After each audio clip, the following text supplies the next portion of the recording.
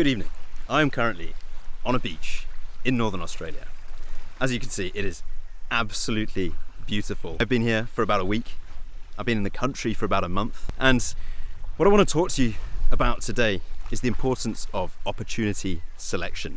Because I think there's really two components to building the kind of life that you want to live, the kind of life that a lot of people want to live, where you can make as much money as you need from wherever in the world you want to be, and you can live life on your terms, on your schedule. So let me just pull back a moment and contextualize this for you, because what my life looks like right now is pretty different to how it used to look, and it's pretty unusual compared to many of my peers, compared to what is considered a normal lifestyle. So I've been in Australia for about a month.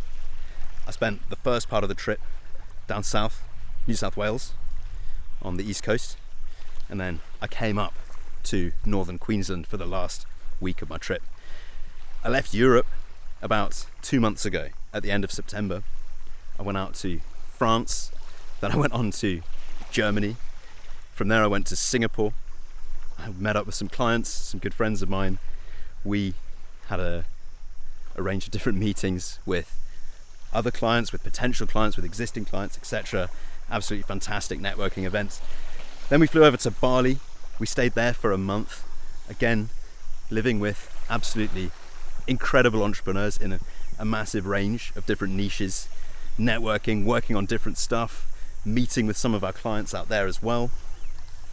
Left that after about a month, flew out to Australia, met up with some family, and here we are.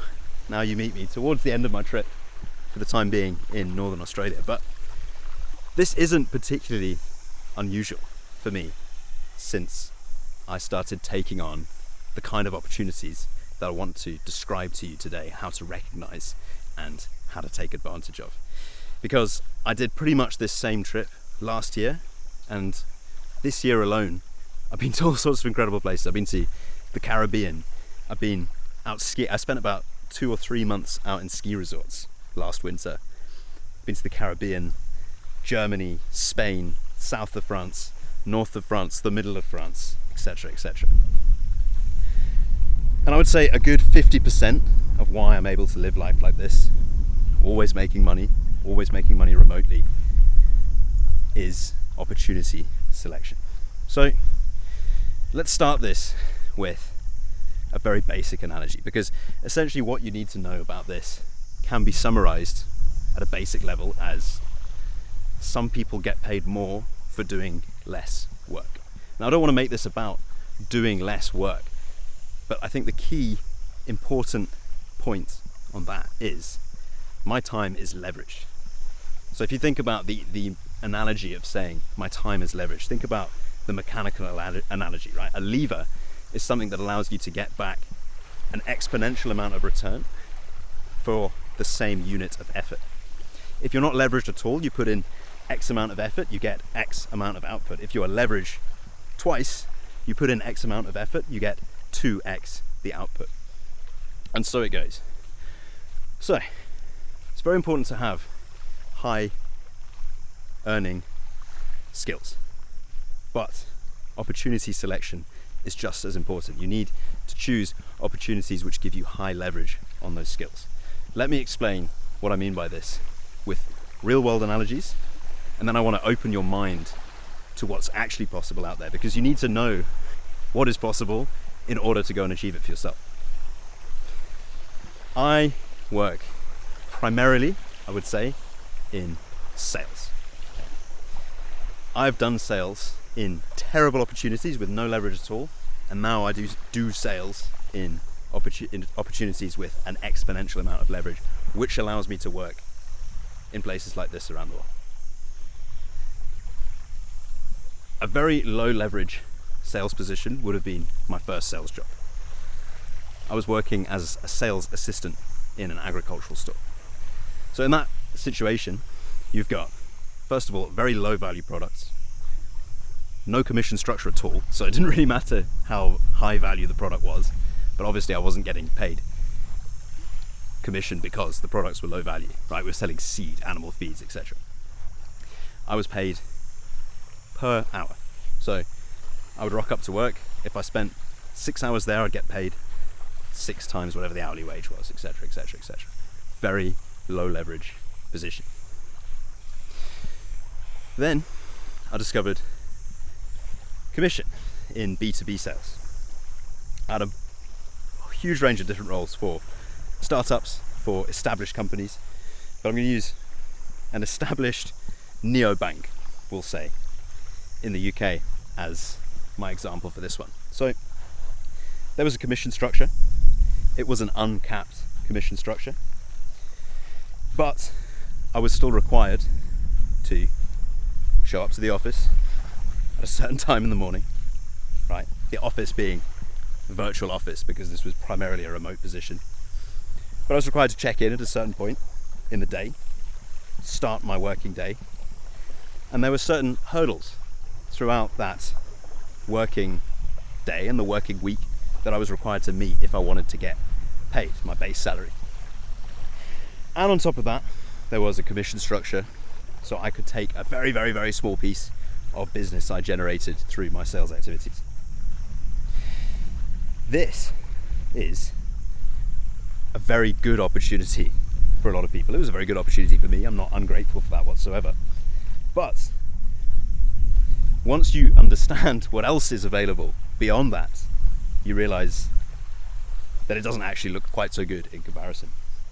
So the third example I want to use is selling my own products and services for agency business models that I ran, right? So without going into the details of that, essentially I was providing a service to other small companies, and in order to get them on board, I had to take a sales call with them, take them through a sales process, and eventually take money from them to pay my company to deliver them the service. Now obviously the commission structure when you're running your own small business is absolutely great because it's 100%. Whatever you make minus expenses is yours to keep. That sounds great, but there's then a whole other range of pitfalls to the downside of that, okay? No salary at all, obviously, unless I decided to take money out of the business and pay myself that salary. No benefits unless I pay them to myself.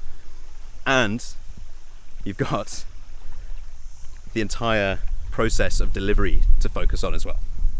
So I have to keep those clients happy and deliver the service that I sold them after the fact once they're closed, which isn't always a very easy thing to do. Even if your product's great, it's not always the simplest thing, the easiest thing to keep clients happy after they're closed. So what I landed on that really lets me get the most amount of leverage on my time, I would say in absolute terms, based on what I've just described with those 3 examples, is selling other people's products and services, specifically in the online space. And this is because it basically accounts for all of the pitfalls of the last 3 that I just described. First of all, very high value product, extremely high value, very, very common for people in this space to sell products anywhere between 2 and 10,000. And I have sold contracts much, much higher than that in one single set. Very common, $2,000 to $10,000 per sale. Great commission structure. It's a very simple commission structure, right? X amount of percent of what you're getting paid. Very common to receive between 5 and 20% per sale in this niche. And the third thing is, we don't run into any of the overheads of actually running the business and actually providing the service delivery, because we're just coming in, closing the deal, taking the commission at the end of the month, and our job's done. Some of those deals we can actually collect recurring commission for as well. And on top of that, these businesses, they are so efficient, so low, the overheads are so low, we don't have an office to go to. There is no office to appear at. There's no particular place that I need to check in for, right? As long as we're making things happen, because we're getting compensated almost entirely for our results and not for our compliance into the system, there are no restrictions on our time. I can spend my time doing nothing but the activities that actually make money, that actually drive business forward and actually put money into my pocket. So my time is leveraged to the maximum degree that it could possibly be without holding equity in a company that's already printing a load of money. That is why remote sales in 2025, in 2026, I'm sure it still will be in 2027 as well. Certainly hope so. The way the space is growing, it's looking like it's definitely going to be even bigger in 2027. But that is why remote online sales is simply the highest leverage that you can possibly put on your time. That is why I'm able to make top tier money. And I can say that confidently because it's something I've been trying to do for a very long time. I'm not showing off by saying that. I'm not saying it to show off. I'm just saying it because I need to open your mind to what is possible in order for you to be able to go out there and achieve it for yourself. And it's not about trying to work as little as possible. It's about cutting out all of the nonsense that's involved in a day at the office, right? For example, I used to commute to London from Gloucestershire on Mondays.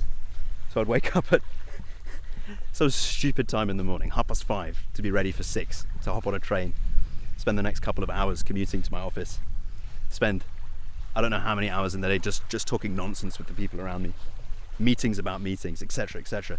Nothing that actually makes money. The whole business model there is just so inefficient. So for me, on balance, when you look at things like, oh, but it comes with a pension, oh, it comes with job security, etc., etc., all of these are basically the fair market compensating for the fact that you just don't get paid very much in absolute terms. And if you're willing to take the bet on yourself, realize that most of this stuff just happens because it's tradition. It doesn't happen because it's actually objectively better. It's just commonplace, right? It's the right way of doing things. If you're willing to chop all that, realize that there's better opportunities for you to leverage your time much more effectively, then the world can really open up to you. And you can start living a life where you don't have to wait for time to enjoy yourself, right? You don't have to wait for your annual leave to come around to go and enjoy a couple of weeks somewhere nice. You can make this your reality. This and working and making a lot of money can happen at the same time if you're choosing high leverage opportunities.